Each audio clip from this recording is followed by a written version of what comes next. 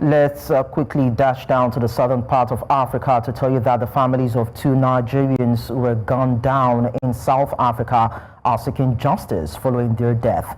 Adeyemi, Ismamaila and Taiwo Raja were killed allegedly over a phone in Arcadia in Pretoria, where they were doing their business. The wives of the two Nigerians say they need the Nigerian government to intervene in the continued killings of Nigerians in South Africa. And now, News Central's correspondent, Bongani Siziba, is in Pretoria, and we'll now cross over to her to get more details. Hello, Bongani. Let's have you tell us what the situation is. Good to see you, Lekon. It's a somber mood here. The Nigerian community in Arcadia, that is Pretoria, are unhappy about what happened to two fellow Nigerians who were gunned down just by a passerby. We understand when I was speaking to them that it was because of a phone that they did not take.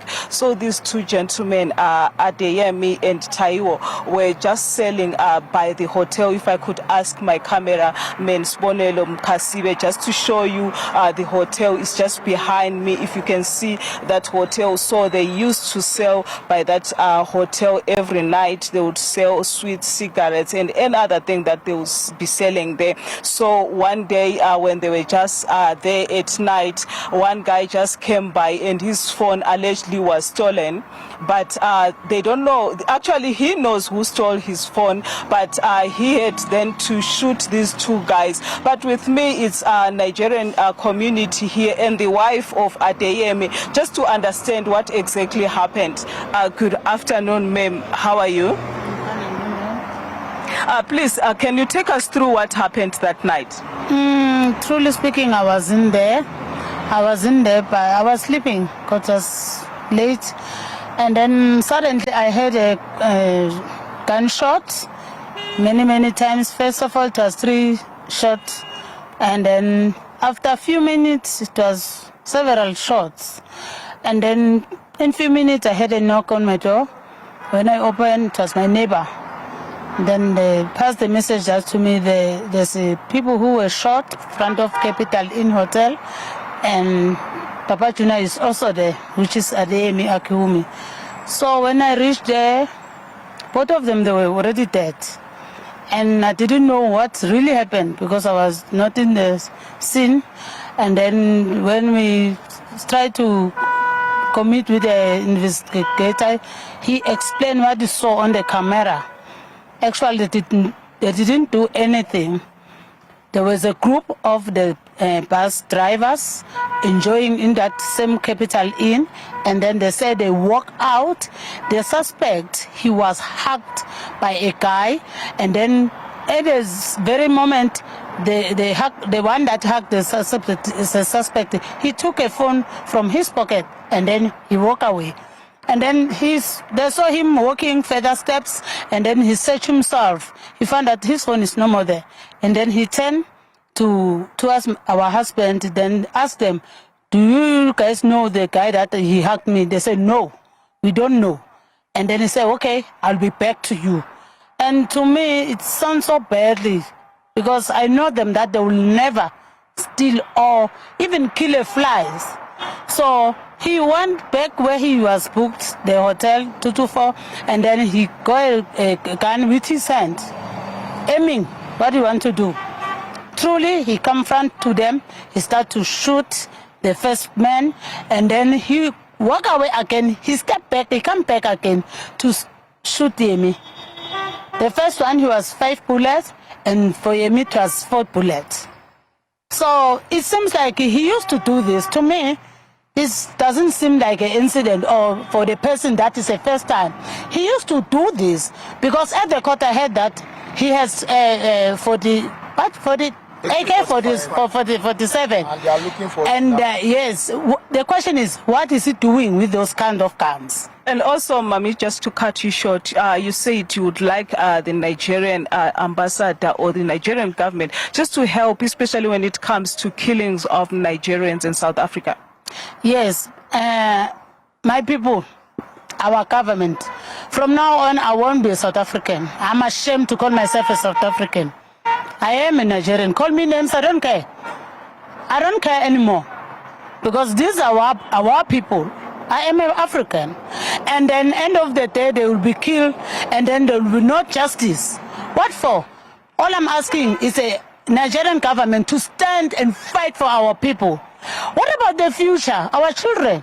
As I'm speaking with you, I left with two boys. They have questions. This morning, the 13 years boy said, "Mommy, I'm even scared to go to school. Is it a crime to be Nigerian? Why did they have to kill my father?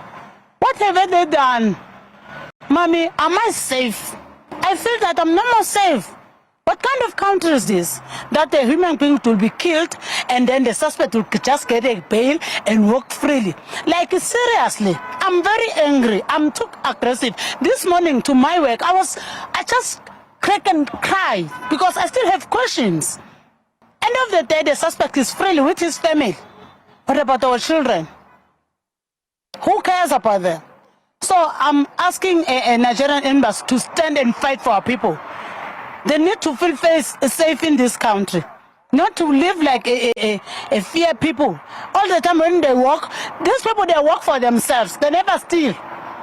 They'll never steal. They're hardworking people. Whatever they earn, they work for it.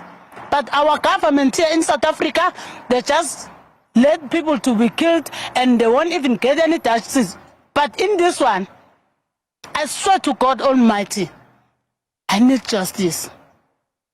I need justice, and I know the God that I'm serving, He will do justice for me and my children. Thank you, Mama. Let me just bring in the cousin of the deceased. How are you feeling about the gunning down of your cousin? Good afternoon. I'm not feeling happy, and I'm very sad. I'm very, very sad. I sat down yesterday, I asked myself, don't we have a leader in Africa? Because this is African continent. And in this very African continent, the way they brutally black people in this very country is very bad. I was on the street yesterday. Another guy saw me. He's a Nigerian guy. He said to me, he said, "I'm very sorry. I heard your uncle pass on." I said, "Thank you." He said, "But my own is very bad." I said, "What happened?" He said, "You know me with the 2 kids." He said, "Did you know they poisoned one of my child there at his school because he's a Nigerian?" And I feel like, what is this? We only hear Donald Trump fighting for the white Africans. Why we don't have black leadership in this very African continent that can stand for we African black people? Because this is very sad. When you go around this very Pretoria, you will be hearing a death of Nigerian, Somalian, Mozambique, Ethiopian. Is very sad. We are very tired of this, and we have a president, and Ramaphosa is the president, is UN president. Really? AU president. So why this is happening in South African continent? You can't work be free. When you work, when police find you are a Nigerian or you are not a South African, they have to say something about you. If they don't say you sell drug, they will find other thing to say. Is it everyone is selling drug? I myself, I don't know drug. I never see drug in my life. But when you step out, all what they know to say this, you said drug. So this is very sad. African leader, they must stand up. This killing in South Africa is too much. And we want the African leader to say something to Ramaphosa about this.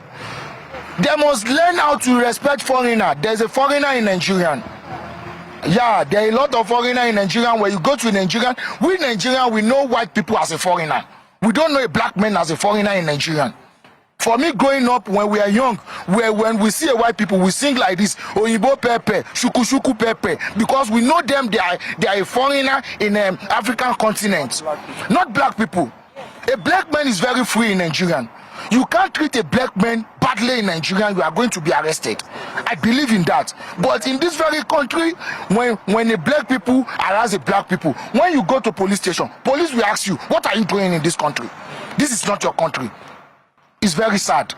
We need justice for this. And this very guy who killed my brother, this is not the first time. Yeah, I'm saying this. It's not the first time he has been killing people. Because when we are in court, the policeman said, he told the security that these people, they don't know me. When I come back, I'm going to show them who I am.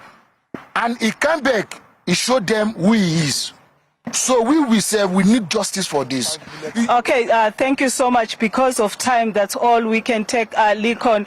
But here, the Nigerian community, the families of the 2 Nigerians who were killed here are seeking justice because they say they are not happy that the alleged guy who killed these 2 Nigerians was given bail. But this also brings back the high crime rate in South Africa that has been talked about over and over. So this is not a case of only Nigerians being killed, but the crime rate in South Africa is high, and these families here are saying they are pleading with the Nigerian government, especially when it comes to the killing of Nigerians in South Africa, that he can speak to his counterpart, President Ramaphosa, about this. But for now, it's back to you in the studio, Lekon. All right, we just hope that the Nigerian government and the South African government will be able to come together to find a way to stem the tide of incessant killings of foreign nationals in South Africa. Thank you so much, Bongani, for sharing this with us. Very touching.